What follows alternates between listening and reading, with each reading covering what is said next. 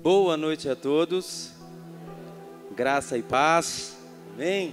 Que o Senhor continue derramando unção e favor sobre as nossas vidas. Eu quero iniciar dando um testemunho. Hoje de manhã Deus fez algo extraordinário aqui na congregação. Quero que você prepare o seu coração. Nós tivemos cura, tivemos milagres, e eu quero dar esse testemunho para a glória de Jesus. A minha mãe mesmo chegou hoje, eu liguei para ela cedo, falei: mãe, a senhora vai no culto? Ela falou assim: não vou não, tem que fazer almoço, acaba o culto, você demora a vir embora para me trazer. Eu falei: eu prometo que quando acabar eu já estou indo embora. Ainda bem que ela não me esperou, né? E ela custou entrar no carro, que ela está com mais de uma semana com a dor no joelho. E hoje de manhã, para a glória do Senhor Jesus Cristo, Deus tocou na vida dela, ela foi curada para a glória de Jesus, amém? Eu disse uma coisa hoje de manhã e quero repetir agora à noite. Existem duas classes de pessoas que participam do culto: aqueles que vêm para observar e aqueles que vêm com fome. Eu não sei em qual classe você se encontra, mas eu te dou um conselho: vem com aquele que está com fome. Porque existem pessoas que só vêm para observar e ver realmente Deus faz. Será que isso é verdade ou não? Isso é algo que pode acontecer com qualquer um de nós. Mas a Bíblia fala que aquele que tem fome pode vir comer de graça. Então que Deus possa gerar muita fome no nosso espírito, porque eu creio que Deus tem coisas grandes a fazer nas nossas vidas nessa noite, amém? Ô Brunão, me abençoa aqui por gentileza. Meu pastor Bruno lá, que me abençoa sempre, né, em nome de Jesus. Abra a sua Bíblia em Marcos capítulo número 2. E nós vamos falar um pouquinho sobre cura e milagre, amém? Se você precisa de cura, você está no lugar certo. Se você precisa de milagre, você está no lugar certo. Se você precisa que Jesus te toque, você está no lugar certo. Eu creio que o Senhor, Ele tem algo extraordinário para fazer nesta noite. Prepare o seu coração, prepare o seu espírito para receber algo extraordinário da parte de Deus. Marcos, Evangelho de Marcos, capítulo 2. Nós vamos ler a partir do versículo 1. Todos encontraram? Amém? Diz assim a palavra do Senhor: dias depois entrou Jesus de novo em Cafarnaum, e logo correu que ele estava em casa. Muitos afluíram para ali, tantos que nem mesmo junto à porta eles achavam lugar, e anunciava-lhes a palavra. Eu quero parar um pouquinho aqui no versículo 2 e daqui a pouco a gente continua a leitura, amém? Queridos, existe um princípio e um pilar que ele é irremovível, ele é indiscutível, inegociável. Toda vez que você vai encontrar na palavra de Deus Jesus pregando, ele está pregando a palavra. Eu não sei o que você veio aqui nessa noite receber, mas se não foi a palavra, você veio no lugar errado. Existem pessoas que estão atrás de bons conselhos, e não que isso seja errado, porque a Bíblia fala que na multidão de conselheiros há sabedoria. Mas a palavra do Senhor é a âncora da nossa fé. A palavra. Jesus não pregava opinião. Você encontra Jesus pregando opinião? Está cheio de pessoas formando a sua fé baseada em quê? Em opinião. Irmãos, Jesus não pregava uma opinião. Jesus, ele não pregava um ponto de vista. Hoje tem pessoas que estão na congregação baseando a sua fé no ponto de vista do outro, na opinião que o outro tem. Irmãos, isso, cada um tem a sua. Um gosta de feijão preto, o outro gosta de tropeiro, o outro gosta de macarronese e assim por diante. Isso é uma opinião, mas a fé é pautada em Jesus Cristo e ponto final. A âncora da nossa fé é a palavra, isso é inegociável. E hoje a gente encontra pessoas que você vai dizer assim: mas está escrito na palavra. Eu falo assim: mas eu tenho um outro ponto de vista. Você tem 100% do direito de ter o ponto de vista que você quiser. Você só não vai receber o que a palavra diz que você vai receber se você cumprir ela. Porque Jesus, ele não pregava outra coisa a não ser a palavra. E o apóstolo Paulo vai dizer que nos últimos dias, muitos não vão suportar a sã doutrina. O que é a sã doutrina? É uma doutrina pura. Porque existe uma doutrina sendo pregada, uma doutrina adulterada. E não é novo. Isso já começa há muitos anos atrás. Hoje, quando você vai trazer a sã doutrina, você é taxado de religioso. Eu não sei que miséria de espírito que é esse. Senão Jesus era o homem mais religioso. A nossa geração está trocando. Fariseu é santo e Jesus é religioso. Estão invertendo a ordem. Estão achando que estão fazendo uma grande vantagem. Estão defendendo a opinião de pessoas que eles nunca nem conversaram por 5 minutos. Assistem vídeos na internet e formam opiniões e defendem aquela pessoa como se fosse um amigo íntimo. Eu consigo gravar qualquer coisa, você consegue gravar qualquer coisa para poder iludir alguém, irmão. Agora, quer conhecer uma pessoa? Ande com ela. Tem pessoas que têm coragem de defender a opinião de alguém que ministra na internet, mas não tem coragem de defender o caráter e a idoneidade do pastor que pastoreia ele aqui na igreja local. Ele não tem coragem de falar assim: o meu pastor não é assim porque eu conheço ele. Mas se falar mal do pastor é mesmo, eu acho que eu também tenho a sua opinião. Só que quando a nossa vida está mal, você não liga lá para quem está pregando na internet pedindo ajuda, você liga para o seu pastor pedindo para ele te ajudar. E a palavra vai dizer que nós temos que honrar os nossos líderes. Nós temos que honrar aqueles que velam pela nossa vida. Sabe por quê? Porque Hebreus fala que aquele que está nos pastoreando, cuidando de nós, um dia vai prestar conta diante de Deus, de cada alma que Deus confiou a ele. Mas muitas vezes falta a nós o senso de responsabilidade de também guardar aqueles que estão nos guardando. E aqui Jesus está pregando a palavra. Temos uma multidão de ideias, não que não seja certo, mas ideia não muda a vida de ninguém. Que muda a vida do homem é a palavra.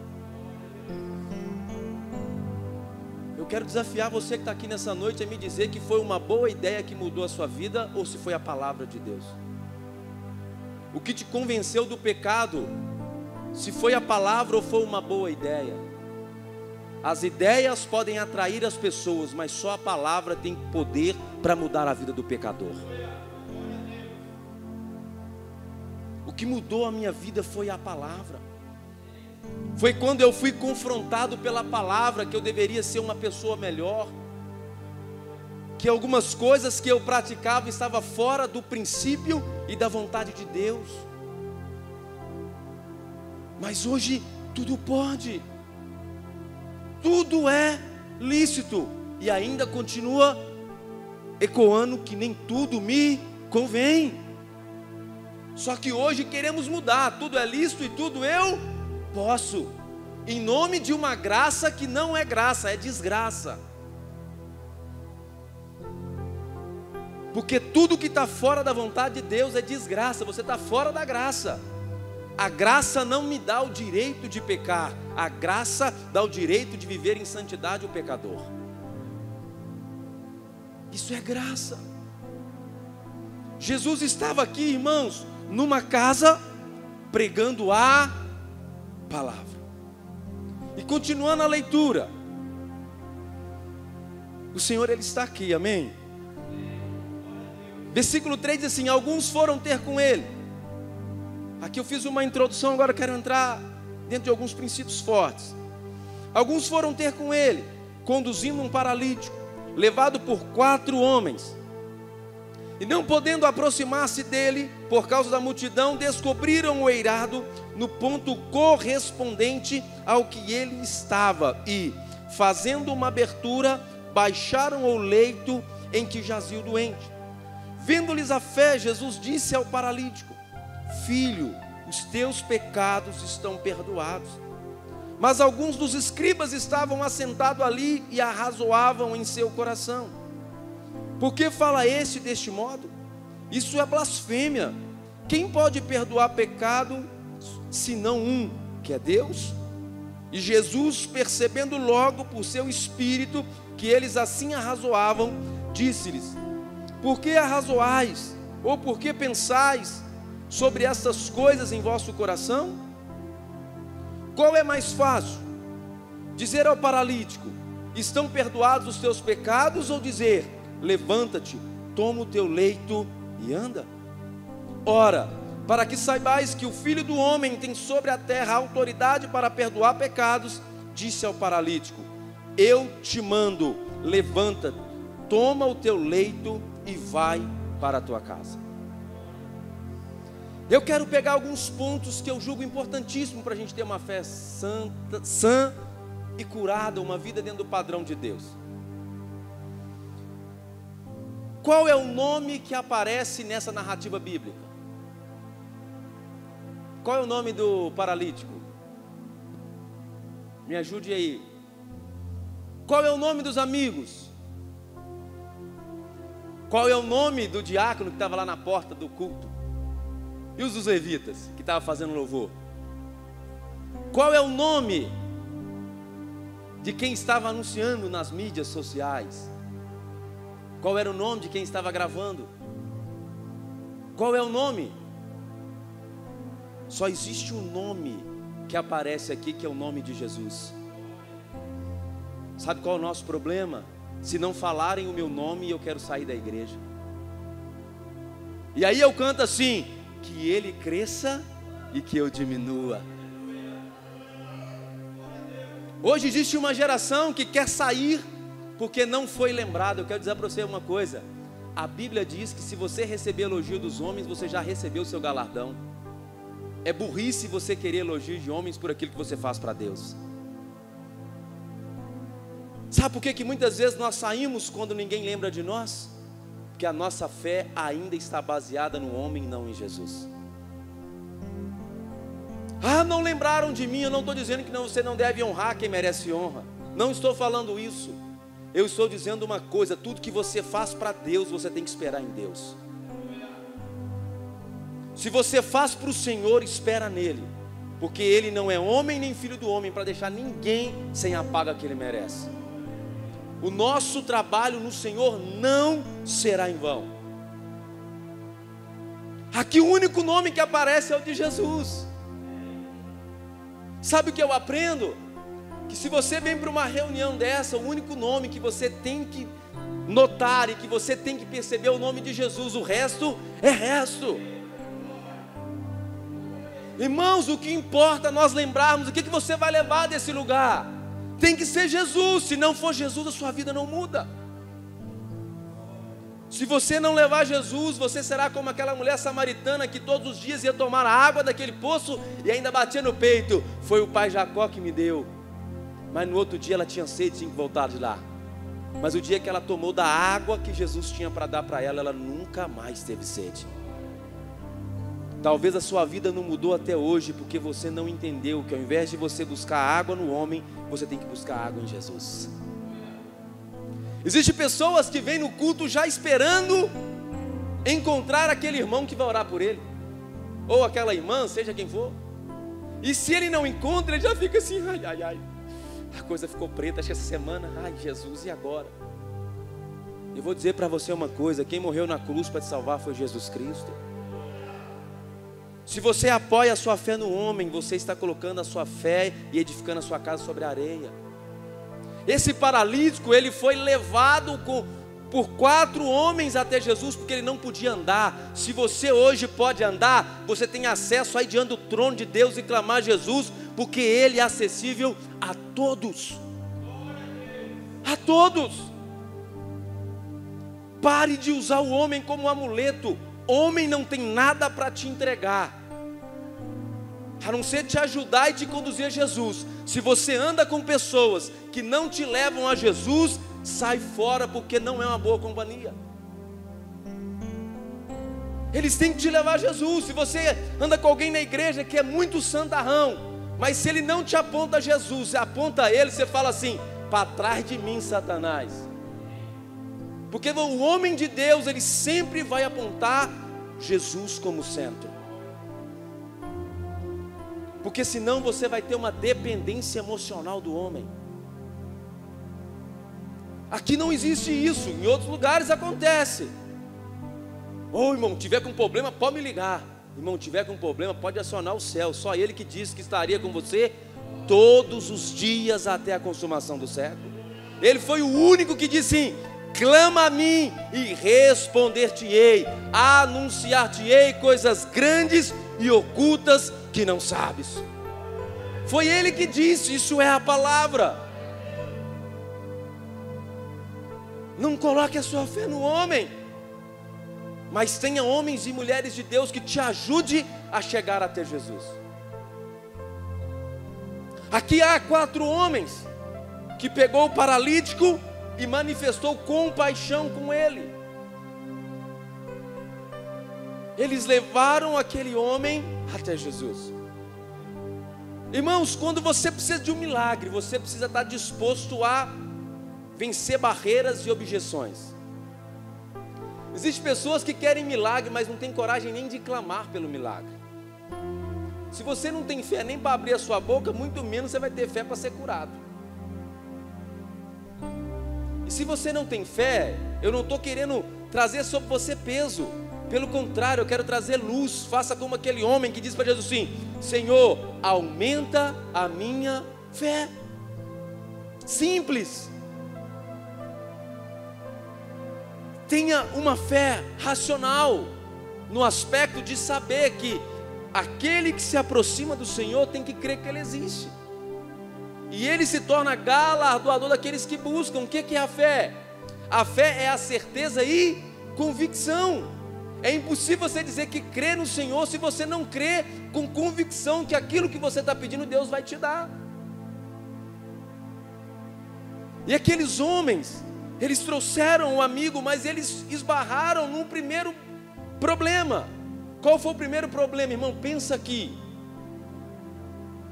4 homens para carregar um paralítico, não era tão levinho. Não é verdade? Seja sincero. Da onde eles estavam vindo, a Bíblia não narra. Hoje a gente de carro, as pessoas estão inventando desculpa para não vir à igreja. Vou pagar um Uber R$10, eu sei que para muitos dinheiro é muito dinheiro, eu sei, mas não custa nada você primeiro mandar um zap, quebrar o orgulho e falar assim: irmão, você está indo para o culto, me dá uma carona. Às vezes nós não temos coragem de pedir carona porque nós somos orgulhosos. Não, se for de Deus para mim ir, Deus vai tocar no irmão. Vergonha na cara. Se você que está querendo, está precisando, é você que tem que ir atrás. É eu que tenho que ir atrás. Quantos quilômetros, quantos passos aqueles homens eram, eu não sei. Agora imagine 4 homens trazendo um paralítico. Eu creio que estava cantando e louvando, cheio de fé, crendo no milagre. Aí quando eles chegam, uma multidão a ponto de ninguém conseguir entrar. Irmão, eu penso que aquela multidão estava um do lado do outro. Se você levantasse o pé para coçar a canela, você já não conseguia colocar o pé no chão mais. Aí eles depararam com essa objeção. Eles tinham desculpa, poderiam dar uma boa desculpa assim: ô amigo, eu até tentei, mas você está vendo aí, ó, tem gente demais, velho. Fica para a próxima. Podia fazer isso, sim ou não? Tem gente que vem no culto e fala assim: ah, não vai ser hoje não, vai ser semana que vem. Ah, hoje o tempo está corrido, hoje não está do jeito que eu gosto. Hoje quem está pregando não é quem eu quero. Hoje quem está cantando não é quem eu desejo. Irmãos, para quem anseia a cura, ele não tem desculpa, ele tem estratégia e tem bom ânimo. A Bíblia fala assim: no mundo tereis aflição, mas tende o bom ânimo. É eu e você que tem que desenvolver dentro de nós, de querer sempre superar as dificuldades. Isso tem que ser gerado em nós. Ontem, por exemplo, nós tivemos o culto da mocidade. Teve um irmão que estava aqui e foi uma presença extraordinária de Deus. E foi algo assim que Deus fez lindo. O irmão chegou e falou assim: eu estava vindo para o culto, faltando alguns metros para me chegar, o pneu do meu carro furou. E eu sujei minha mão toda trocando pneu e falei assim: eu vou voltar para casa, porque já está dando tudo errado mesmo. Aí o Senhor falou com ele assim: mas tem bom ânimo. Aí ele falou assim: não, com a mão suja eu vou para o culto sim. E ele veio e foi muito abençoado. Chegou com a mão toda preta, mas veio adorar Jesus. O que ele fez? Ele desenvolveu o bom ânimo para vencer a dificuldade que apareceu para ele. E esses homens tiveram que vencer o primeiro obstáculo, que foi a multidão. Ana teve que vencer também problemas para poder receber o filho. E às vezes tem muitas pessoas que não recebem o milagre porque não vencem os problemas que ainda estão dentro do coração deles. Existem pessoas que ainda não foram curadas porque não querem perdoar. Existem pessoas que ainda não receberam o milagre porque não querem quebrar o orgulho. Irmãos, eu quero te falar uma coisa: pare de achar que você é o rei da cocada preta. Enquanto você acha que você é o bonzão, a sua vida está passando e você está cada dia vivendo uma vida pior do que ontem, e não está cumprindo aquilo que Deus te chamou para fazer. E olha tudo, observa tudo. Ele dá e sabe tudo o que a igreja tem que fazer para melhorar, mas ele não tem coragem de fazer nada para contribuir para a igreja ser melhor. Sabe que você está como esses escribas. Quem eram esses escribas? Escribas eram aqueles que eram responsáveis de transcrever a lei de tempos em tempos. O que os escribas faziam? Eram homens selecionados. Aí o que eles pegavam? Para não apagar e não perder os mandamentos, nós temos que escrever. Eles ficavam o dia inteiro por conta disso, irmão. Eles conheciam ou não a palavra? Claro que conheciam, mas não basta você conhecer a palavra se você não associar ela com a fé. Por que o povo não entrou no descanso? Porque não associaram a palavra com a fé. E o que os escribas estavam fazendo? Eles estavam pertinho de Jesus. O que estava enfermo, doido para ser curado, teve que vencer a multidão. E os escribas estavam lá, os primeirão da fila. Os bonzão, eu tenho posição, né? Eu tenho título, eu tenho cargo. Estava lá na fila. E quando esse paralítico ele desce, eles não falaram, mas eles pensaram no coração, e Jesus já sabia o que ele estava pensando. Sabe o que eu aprendo? Nem sempre a sua boca vai falar, mas Deus sabe o que você está pensando. Deus sabe quando você está no culto e fala assim: esse negócio não é de Deus não. Será? Será que é Jesus? Tome cuidado, o Senhor sabe aquilo que você pensa. E eu quero te desafiar, irmão. Se você acha que a culpa da sua vida está como está, é de Deus, então tenha coragem de falar com Ele. Porque antes que a palavra chegue à sua boca, Deus já sabe o que o seu coração pensa.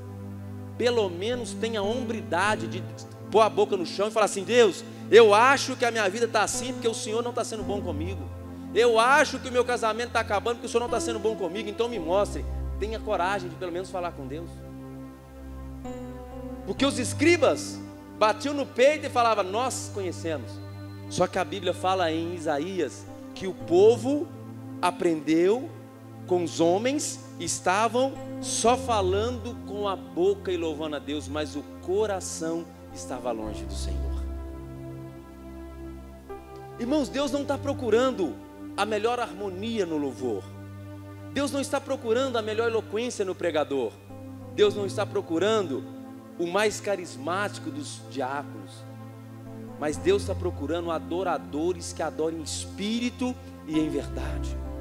Sabe por quê? Porque a adoração perfeita, ela não é e não começa externamente, ela começa primeiro internamente. Porque eu posso achar que tudo está sendo uma bênção, mas quem importa saber se está sendo ou não é aquele que nós estamos adorando, que é o Senhor.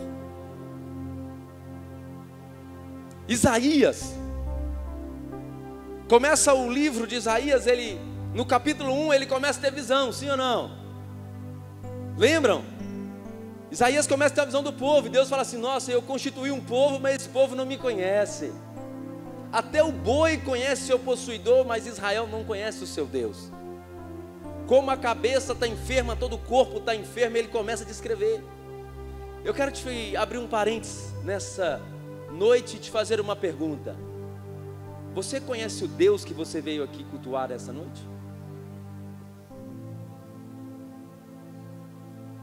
Por que você está aqui nessa noite? Você já se perguntou quem é o Deus que você fala assim: aleluia, o Senhor seja louvado? Existem pessoas que estão sendo vaquinha de presépio. Você não pode ser um desses, porque a Bíblia fala que o nosso culto ao Senhor tem que ser um culto racional. Você tem que pegar a palavra e você tem que aceitar somente aquilo que é a palavra sendo ministrada. Jesus pregava a palavra, era a sã doutrina. Está cheio de pessoas e tomaram injeção de anticristo porque receberam uma palavra adulterada e colocaram a culpa em Deus. Isaías, ele começou a profetizar, ele tinha visão. Ele já era profeta. E ele começou a ver o problema do povo, e começou a ver o problema de Israel. Só que no capítulo 6 ele tem um encontro com Deus. Talvez você está nessa condição, você vê um monte de problema, mas você não tem força para poder agir, para resolver os problemas. Isaías já tinha visão, já era profeta. Mas o que mudou a vida dele foi quando ele reconheceu as suas próprias fragilidades. Como me dá uma tristeza quando eu escuto pessoas dizerem assim: irmão, nós fizemos um trabalho evangelístico, nós fomos às ruas, deparamos com pessoa que conhece mais Bíblia do que eu. Irmãos, o diabo também conhece Bíblia. Eu não estou comparando as pessoas que estão nessa situação com o diabo, não é isso. Mas ele também conhece. Os escribas também conheciam nesse texto, sim ou não? Mas o que muda a vida do homem não é o tanto que ele conhece, sim o tanto de relacionamento que ele tem com o Senhor da Bíblia. Não adianta você recitar o Salmo 23 se você não tem Jesus como seu bom pastor. Você pode saber de cor. O que muda a vida do homem é se ele está ou não na casa do pai. O filho pródigo, ele era filho, mas ele estava fora. Ele sabia quem era o pai. Ele conhecia cada cômodo da casa do pai. Ele conhecia o que o pai plantava. É claro que ele conhecia, ele dava até aula. Mas o que mudou a vida dele não foi só ele saber, foi ele tomar a decisão de voltar para o lugar aonde ele nunca deveria ter saído. E o que mudou a minha e tem mudado a sua vida é o relacionamento com Deus. Você tem que conhecer o Deus que você canta. Uma vez eu era novo convertido, e onde eu congregava a gente tinha culto de primícia. E eu fui num local comprar uma primícia para levar para o culto. Aí deparei com uma pessoa que professa a fé em outros deuses. E ele me falou assim, me indagou assim: por que vocês crentes falam aleluia na igreja? O que significa? Eu falei, é porque Deus é bom. Eu falei assim, não, você não me respondeu, ué. O que você fala aleluia? E eu fiquei, ai Jesus, por que eu falo aleluia?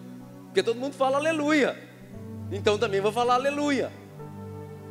Só que eu tenho uma coisa comigo: tudo que me questiona, se eu não sei, não saber não é feio, não querer aprender já é burrice, né? E eu falei, não, agora eu quero descobrir o que significa aleluia. O que significa aleluia? Você sabe? Você que, aleluia, oh aleluia. O que é aleluia? Louvado seja Deus. Tem pessoas que não sabem o que significa aleluia e falam assim, aleluias. Não existe aleluias, porque aleluias é deuses sejam louvados, e Deus é único. Amém? Entende? Mas é porque a pessoa não buscou o que ele está falando. Aí ele diz aleluias, aleluias. Não, é aleluia. Mas nós temos que buscar nos informar daquilo que nós proferimos. Porque Paulo fala assim, nós temos que dar razão da nossa fé para aqueles que nos questionam. Irmão, por que você está aqui? Por que você vai ao monte orar? Por que você dobra o seu joelho? Porque você tem um Deus que tem boca e fala, tem mão e abençoa, tem ouvido e escuta. Irmão, você tem um Pai que é apaixonado por você. Só que hoje nós estamos numa geração que até palavrão, eles estão colocando palavrão gospel. Já deparou com um crente que ele fala assim, PQP? Irmão, quando eu estava no discipulado e a pessoa falou isso comigo, eu falei, não estou acreditando. Não, eu não estou falando palavrão, estou falando PQP. Falei, não, você está de brincadeira. Não, eu vou fazer de conta que você não falou isso. E querendo justificar. Irmão, eu vou falar uma coisa com você. Nós estamos sendo transformados de glória em glória. Mas se você é crente mais de um ano e continua falando palavrão, é falta de vergonha na cara. Falta de vergonha na cara. Porque se você entende que isso é pecado e continua fazendo, é porque você não teme a Deus. Errar não é o fim da picada. Agora continuar errando é falar com Deus assim, eu não estou nem aí para o Senhor. Mas aprenda um princípio, de Deus não se brinca e nem se zomba, porque aquilo que o homem plantar, certamente colherá. Fala, não irmão, isso é graça. Isso não é graça, isso é desgraça. Aí falam assim, não, mas a minha vida está assim por causa do inimigo. Nem tudo é o inimigo. Mas é mais fácil eu falar que é o inimigo do que eu falar assim, eu preciso me posicionar como um homem e uma mulher de Deus para a minha vida ser transformada. A Bíblia vai falar, eu quero que vocês, nós somos amantes da palavra. Irmãos, a gente está na era da graça, amém? Hoje nós estamos aqui, aleluia, o Espírito Santo mora em nós. Agora pensa comigo, se lá atrás, quando Deus tira o povo do Egito, Ele dá as leis, o que Ele fala com o povo? Eu agora ponho diante de ti a vida e a morte, a bênção e a maldição. E vocês vão ser agora tão tentados que o diabo vai levar vocês a escolher a maldição. Foi assim? A morte, foi assim? Então por que a gente fica com essa miséria de toda hora colocar, porque escolhemos errado, falar que é o inimigo, em vez de falar assim, é eu que ainda não tomei uma posição e descobri que eu preciso mudar? Porque é mais fácil eu terceirizar a responsabilidade. Eu não estou dizendo que o inimigo não exista e que ele não atua. É claro que ele atua. Foi o inimigo que arrancou o fruto lá da árvore, picou e trouxe a bandeja e falou assim, trouxe a sobremesa. Foi assim? Está com leite condensado e creme de leite, né? Está uma delícia. Foi assim? Ele só induziu, mas a escolha foi do homem. Aqui em Deuteronômio, depois você lê na sua casa, depois faz uma autoavaliação, lê Deuteronômio 28 e vê um pouquinho do espelho da sua vida. Descobre lá se a sua vida está como está, é culpa do inimigo ou culpa das suas escolhas. Por favor, faça isso. Quem aqui já leu Deuteronômio 28? Pouquíssimas pessoas. Então você tem um para casa, amém? Para o próximo domingo, valendo ponto, 10 pontos, amém? 10 pontos. Você vai ler Deuteronômio 28 e você vai descobrir se a sua vida está como está, se é culpa do inimigo ou culpa sua. Sabe por quê? Porque se você entender que você é responsável, você vai entender que você também pode sair dessa situação. Irmão, se lá naquele tempo, volta comigo no tempo, se lá naquele tempo o povo não tinha o Espírito Santo e Deus já disse que as escolhas deles poderia levar eles à bênção e à maldição, imagine para nós hoje que tem o Espírito Santo morando em nós. Só que o problema, que é essa geração que se chama hoje, que está hoje, acha que o Espírito Santo é só para um movimento. Acha que o Espírito Santo é só para um mover. Acha que o Espírito Santo é só para você entrar no mover do celular, né? Ele entra no mover do... Oi, quem está falando, né? Ele acha que o Espírito Santo é só para dar uns karatê. Ele acha que o Espírito Santo é só para sentir um arrepio, um frio, aquele frisinho na costela. O Espírito Santo é para mudar o caráter do homem. O Espírito Santo é para pegar o homem que não tem domínio próprio e dar domínio próprio, dar mansidão, dar temperança, dar longanimidade, benignidade, para falar com o homem assim: você sabe que você é minha morada, eu moro dentro de você e eu tenho ciúme de você. Eu te amo tanto a ponto de querer estar com você todos os dias. Eu te amo, você é imperfeito, mas eu quero morar aí dentro, porque eu quero mostrar quão precioso você é. Mas poucas pessoas estão pedindo o batismo com o Espírito Santo, e ainda falam assim os espirituais: eu não quero falar em línguas, eu não vou pedir batismo não, para que eu não quero falar em línguas. Se você quer ter uma vida transformada, peça o batismo com o Espírito Santo.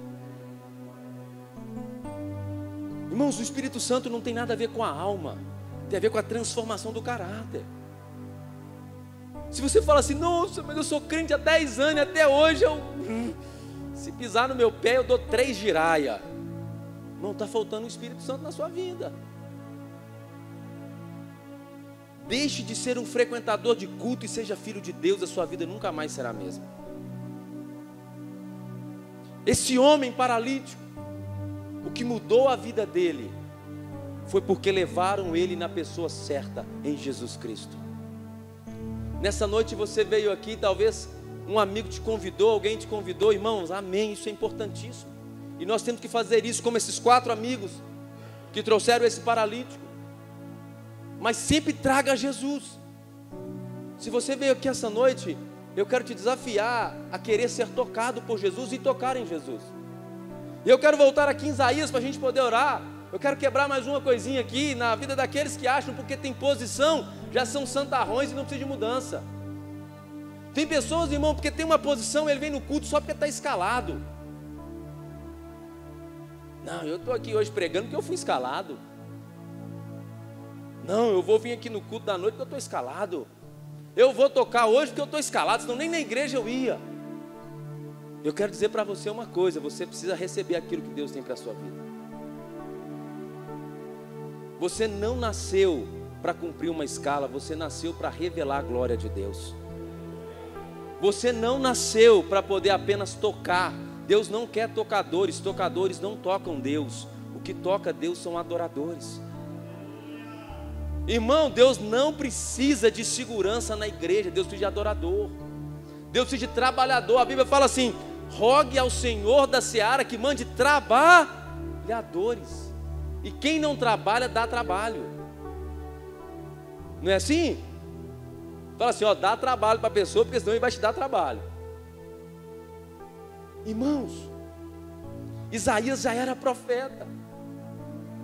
Ele já estava tendo visão. E aí tem gente que você vai conversar com eles, você vê que a vida deles está 100% fora do prumo de Deus. Eles falam assim: preocupa comigo não, porque Deus está falando comigo. Mas o que Deus está te falando? Deus pode estar te falando assim: arrepende-te e volta ao primeiro amor. E está falando, velho. Sim ou não? Está falando. Mas a pessoa é tão orgulhosa que não quer dar o braço a torcer. Mas Deus é que exalta os humildes e Deus é que abate os soberbos.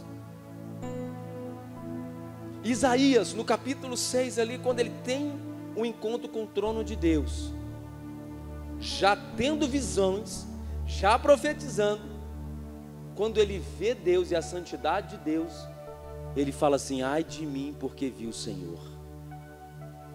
Irmãos, às vezes nós estamos com a nossa vida 100% fora da vontade de Deus, estamos clamando: quero te ver, te ver.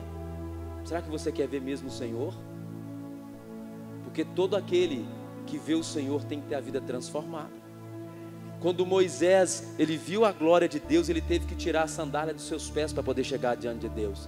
Se você não tiver coragem de abandonar algumas coisas que você está trazendo até hoje, Deus nunca vai levar você diante da face dele. Isaías, quando ele vê o Senhor, ele fala: ai de mim. E na hora ele identificou o pecado dele. Eu me lembro de Davi, quando ele fala assim: o meu pecado está diante de mim e eu o conheço. Às vezes a pessoa vai lá e tratou mal o marido e fala assim: Deus, perdoa todos os meus pecados. Mas que pecado? Às vezes o homem tratou mal a esposa e fala: Deus, perdoa todos. O meu pecado tem nome.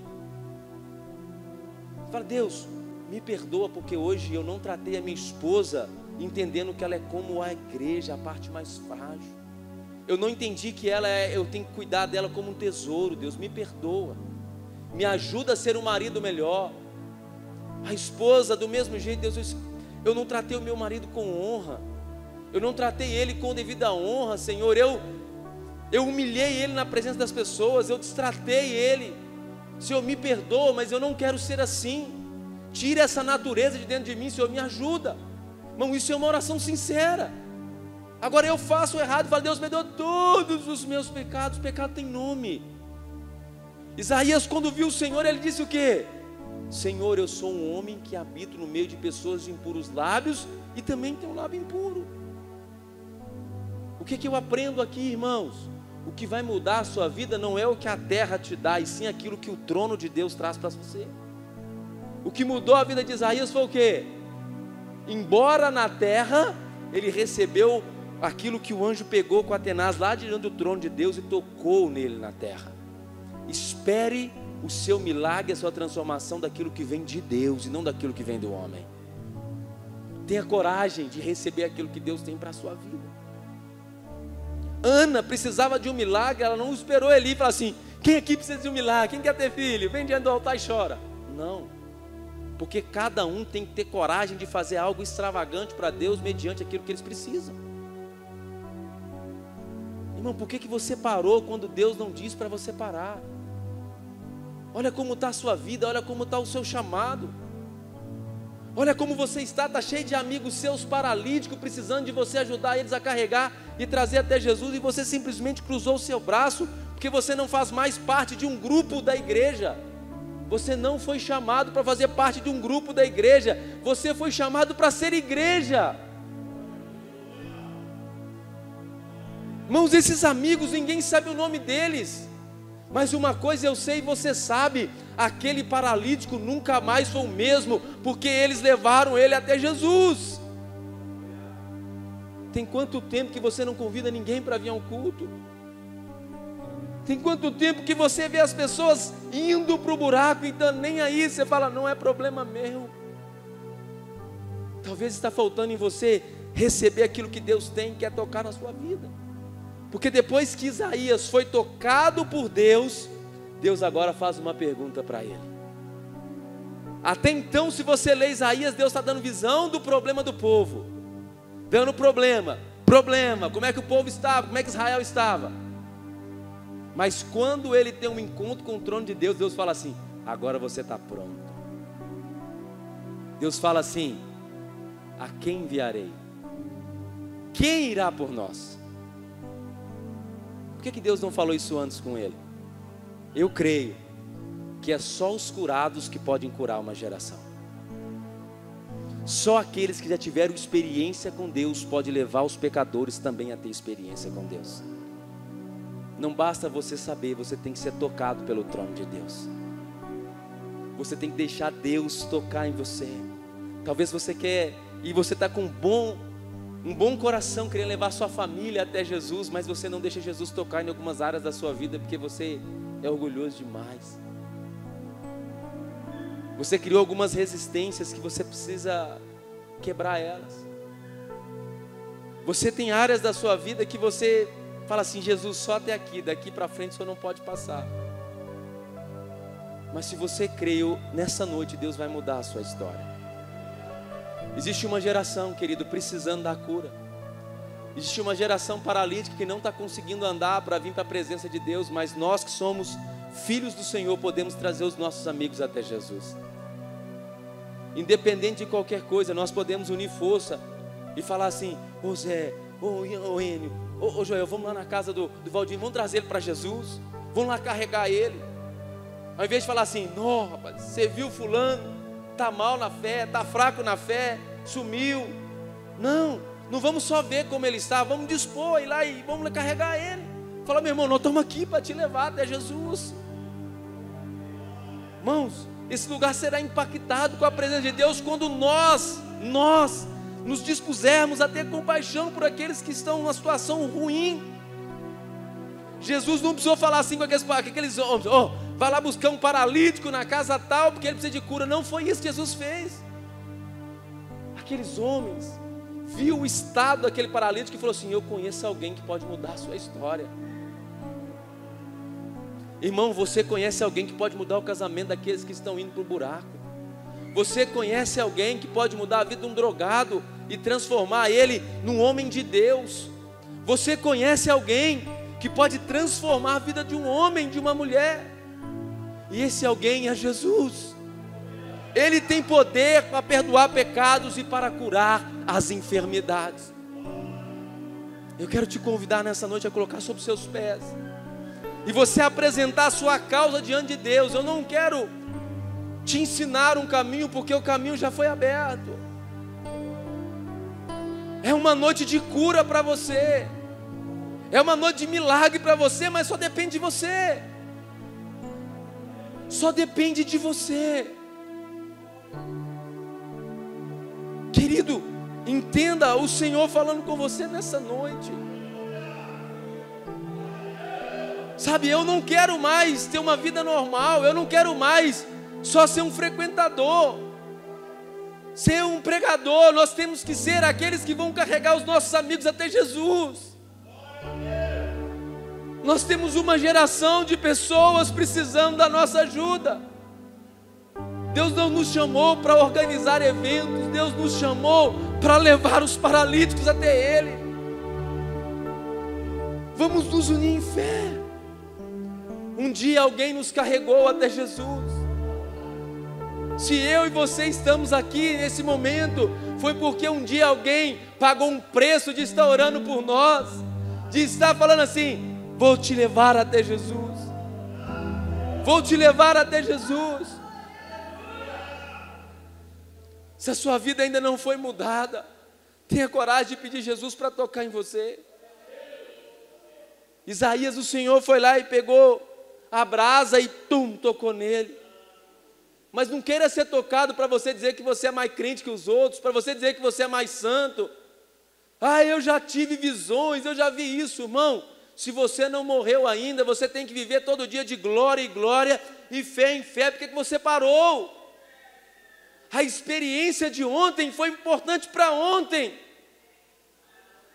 Como que nós vamos fazer para o fogo não apagar no altar? Remover a cinza que queimou ontem, você tem que tirar e colocar uma lenha nova para o fogo queimar outra vez. E essa é uma noite que você tem que remover essas cinzas. Tem pessoas no nosso meio que são viúvas de movimentos passados. Você conversa com eles: não, mas Deus já fez, Deus já fez. Deus... Amém, irmãos, Ele é o mesmo ontem, hoje e eternamente. O mover do passado não substitui a glória do presente. Ah, eu já fui, irmão, você é uma bênção. Não aceite esse engano que você já foi, você é uma bênção. E essa geração está aguardando por você. Ah, Espírito Santo, feche os seus olhos. Se você precisa de um milagre, se você precisa de uma restauração, eu quero desafiar você nessa noite a se entregar ao Senhor. Se você precisa de uma cura física, põe a sua mão aí onde está o seu problema e começa a profetizar a vida. Começa a profetizar, começa a chamar à existência aquilo que não existe como se já existisse. Começa a liberar uma palavra de vida. Se a sua vida espiritual está mal, se você não está tendo força para caminhar, o Senhor disse que Ele ia multiplicar o vigor daquele que não tem vigor algum. Ele ia fortalecer o cansado. Enquanto nós vamos adorar ao Senhor, o Espírito Santo de Deus vai tocar na sua vida. O Senhor já está tocando em pessoas que estão dando liberdade ao Espírito. Se você entender o que Deus tem para a sua vida nessa noite, você nunca mais será o mesmo. O eirado já foi tirado e você já desceu aonde Jesus está. Não seja como os escribas que ficam olhando: será? Vamos ver se Deus vai fazer mesmo. Não seja como os escribas. Você é filho, você é amado, você foi chamado para ir além. Oh! Vem, Espírito Santo, sopra o vento dos quatro cantos e enche toda a casa.